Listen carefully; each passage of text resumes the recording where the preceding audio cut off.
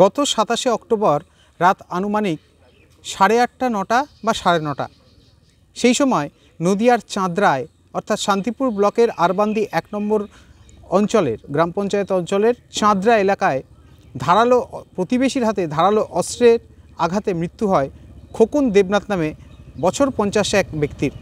অভিযোগ ওঠে প্রতিবেশী প্রদীপ দেবনাথ ওরফে জয়দেব দেবনাথের বিরুদ্ধে।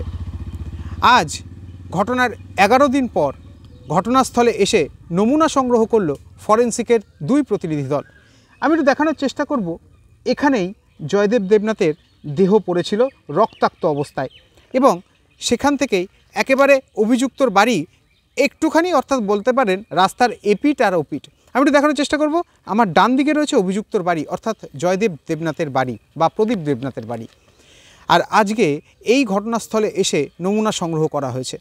ইতিমধ্যে ঘটনার পরের দিনই পুলিশ তদন্তে নেমে এই জয়দেব ওরফে প্রদীপকে গ্রেপ্তার করে এবং তাকে পুলিশ হেফাজতে নিয়ে জিজ্ঞাসাবাদ করে।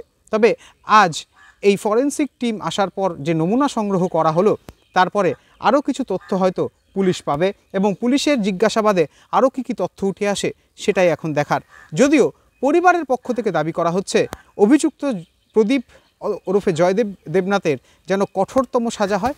তারা চাইছেন জয়দেব দেবনাথের ফাঁসি। না, আমরা পুলিশের তৎপরতা দেখছি, বেশ আগিয়ে যাচ্ছে।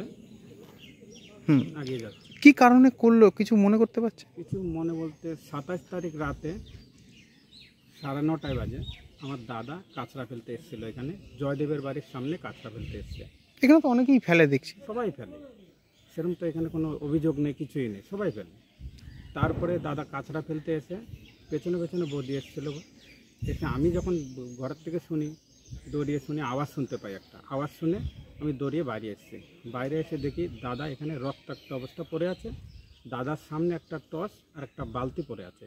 বৌদি হাউমা করে কান্না করে চিৎকার করে বলছে, জয়দেব তোমার দাদাকে একটা ধারালো অস্ত্র দিয়ে কোপ মেরে রায়পাড়ার দিকে চলে যাচ্ছে, বাঁচাও বাঁচাও। তারপরে পুলিশ ধরতে পেরেছে তাকে? পুলিশ ধরতে পেরে পরে ধরলো। এখন দেখার পুলিশি তদন্তে আরও কি উঠে আসে এবং পরবর্তীতে কি সাজা দেয় আদালত।